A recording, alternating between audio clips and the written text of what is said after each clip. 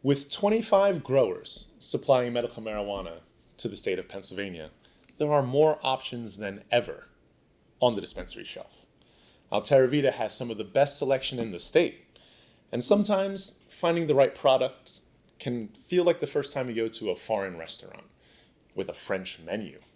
The pictures look great, enticing, but it's hard to figure out exactly what your best options are because the situation's unpracticed and the language unfamiliar. Now, some patients, especially early on, will find the number of new cannabis options more confusing than enticing, moving from what was 0 legal options to hundreds, possibly thousands of different formulations, takes some time to adjust to, and many people end up sticking to only what they know in the face of discomfort. A little bit of the fear of the unknown gets you. Well, variety happens to be the strength of medical marijuana, and as one wise man once told me, you'll have to try a few flavors to find your favorite, and then even a few more to make sure it's your favorite. So no one wants to be stuck eating the same dish for the rest of their lives, and marijuana is no different. Health involves a variety of inputs to keep the body in balance: mental, physical, spiritual, and nutritional. So if you're doing the old rinse and repeat with your medicating, if you're only buying the same strains and getting into that sort of rut of practice, then you may not understand that not all medical marijuana is created equal. Every second of every moment of every day, our bodies are going through changes at the cellular level to the larger level, balancing new chemicals, digesting new foods, and interacting with the changing environment. Now, as our bodies are constantly changing, so do our needs. And that's why today we're here to take a look at the variety in marijuana and show how it can contribute to the spice of the variety of life. So I'm Scott Goddard, and this is the Daily Dose, provided by Terra Vita.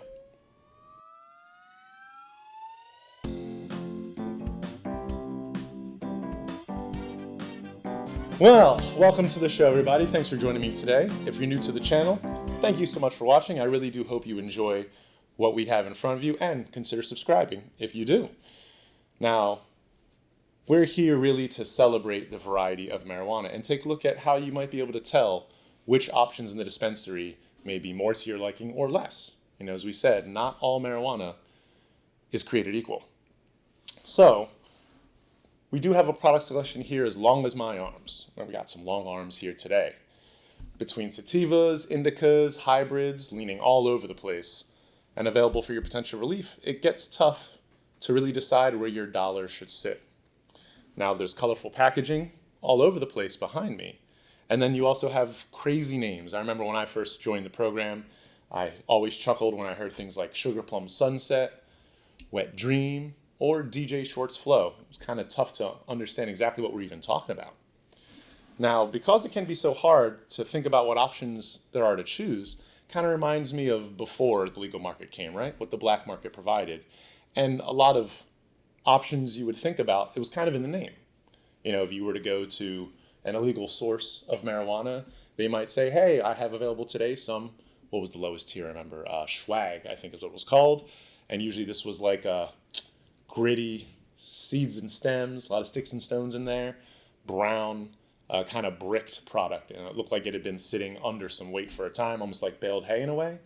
And so you immediately knew. Somebody said they had swag, then you kind of understood something about the potency and quality of the product ahead of you. I think what was the next that I remember from that market, we would have mids usually. Some people call it Reggie or regular, and this was mid-grade, still some sticks and stems and seeds, but you would actually have a product that's mostly green, still potentially brick layered and kind of tough to deal with, but at least something that was worth maybe smelling more than once before you try it out. Now, again, depending on where you are on the planet, you may have different nomenclature. And if you do, please put it in the comments below. We always love to hear a little bit of that old culture that this whole market really grew from. Now, after mids, there was actually like a subdivision, right? They would say high mids. And this was like a half step. It was pretty much mids, but maybe there was less seeds, a little better flavor. Maybe the plant was better taken care of. But I would still say all of these swag, mids, high mids even, are all kind of on the lower tier of cannabis products that you'd find out there in the black market. So really, good marijuana started right after high mids, where we would call like the nug sector in my world. You might have beasters, which to me were like the first step in. Finally no seeds, right? Finally it's just all buds and plant matter. Now beasters wasn't something that I think everybody uses as a term, but usually it meant you would have nugs, but they were either a little moist, maybe a little undergrown, a little young, small buds kind of thing. And it was worth it, but you maybe want to let it cure for a little longer, The drying and curing hadn't quite been respected. But finally after that, we get your KB, your nugs, your kind buds, your BC buds or Cali buds, as people would say in the area, where people start thinking now we have products that really have quality. And, some people say there might be something that's dank. So now there's some flavor, maybe like an earthy tone to it, or something that's loud. It might fill the room with all those great monoterps and other really aromatics that they have. And these are sort of the terms that we're used to hearing out there in the black market. They would always tell us a little insinuation of what's about to happen. If it was going to be a good experience, an okay experience, or a phenomenal, very rememberable experience. Now that actually kind of brings me to one funny colloquialism that I ran into outside of the state. Somebody once told me, well, around my way, we call it Zaza. And I was like, what the heck kind of quality is that, right? It didn't quite fit into the measurements I knew. And they said, well, that's what we call exotic. Because if you think exotic, Za is sort of the shortened form, and thus, you get another kind of fun term. But the rough thing is, with all these great terms that they figured out in the open, illegal black market, we really don't have any in the medical market that are going to help us out nearly as well. We have sativa indica hybrid, but that applies to a lot of different products. So how do I know one's better than the other? A lot of people, when they look at the menu, we see the prices and we see the potencies, and it's very easy to kind of try to judge it sort of the bang for your buck, where trying to get the most THC for the least cost. And a lot of it makes sense that way, because that's how we do most of our shopping, right? You're trying to get the most meat for the dollar, the best vegetables you can for the lowest price. But that kind of brings us to the swing, because when we're thinking about health, we don't necessarily want to cheap out for the lowest cost ingredients. Whatever you consume becomes a part of you. And if you're as important as I think you are, and if we're valuable people, then the things we put in us should be at least of a correlative value, something that's going to match the quality of life we want to experience. So you go into a dispensary, you buy some cannabis, somebody asks you, what quality is this cannabis? And you can say, it's medical grade, right? And that sounds phenomenal. That sounds serious. There's not really anything above medical grade, right? There might be, I guess, your connoisseur level, but it's all kind of splitting hairs at that. And I would say from my experience, since again, no matter if it was swag to mids to nugs to exotic, medical grade seems to pretty much be at the highest tier, if not sometimes better than what I've experienced before. So in that way, how would I really know how to tell? It's even harder then, since everything is such a high quality, right? We got scientists really trying to figure out how to improve things every day, working their hardest. So thankfully, there are a couple ways, tried and true, that you can use to look at the whole spectrum. And then we got a couple notes before we get out of here on the way some growers will actually let you know what's going on.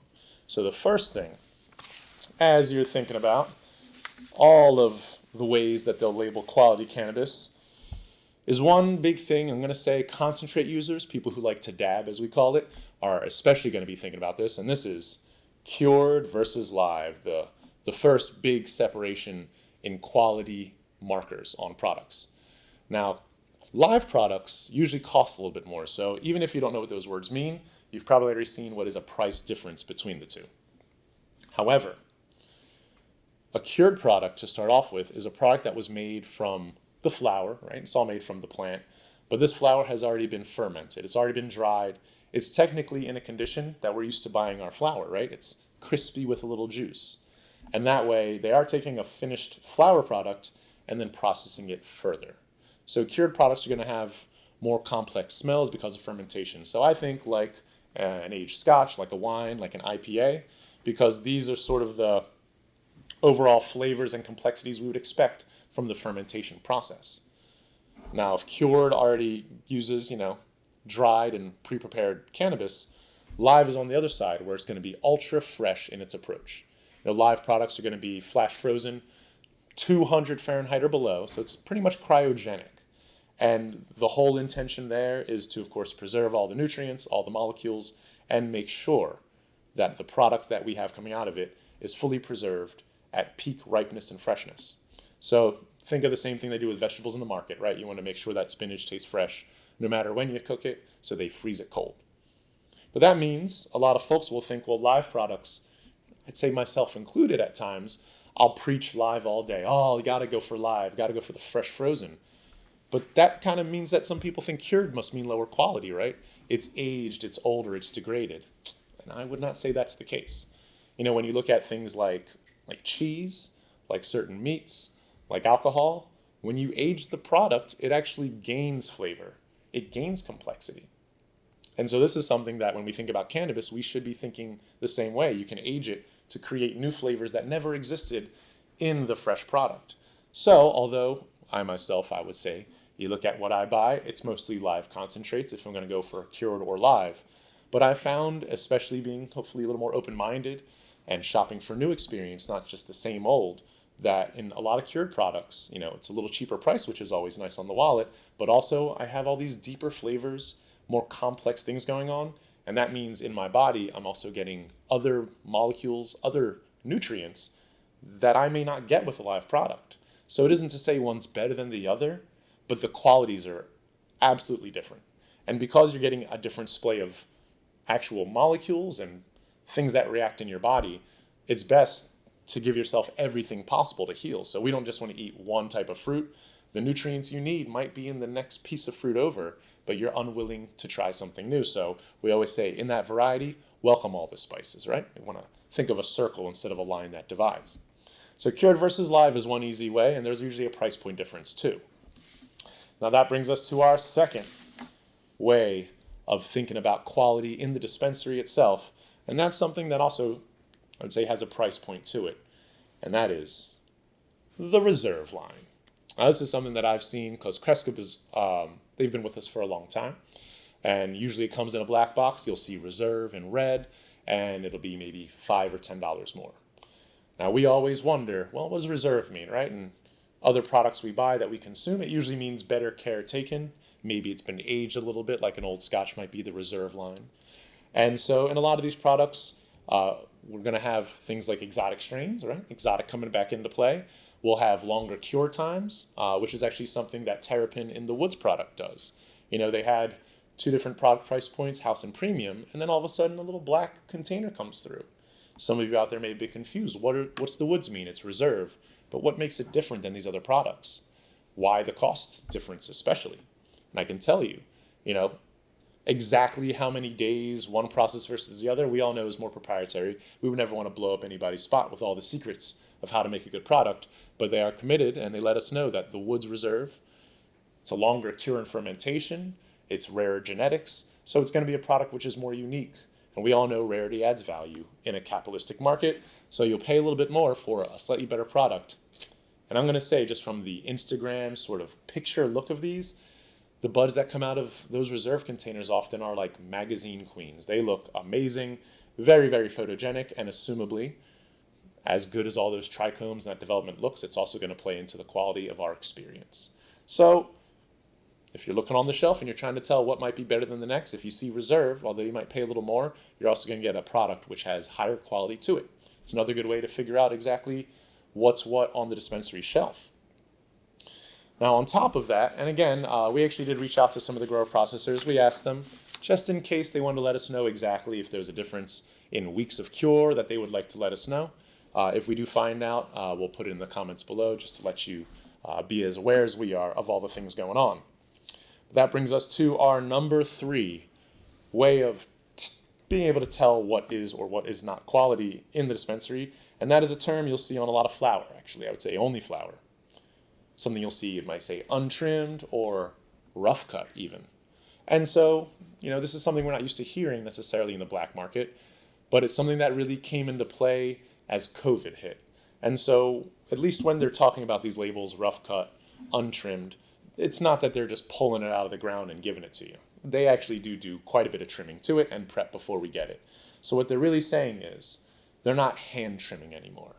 Now, depending on the price point, the highest prices that you pay, you might want a little bit more care taken.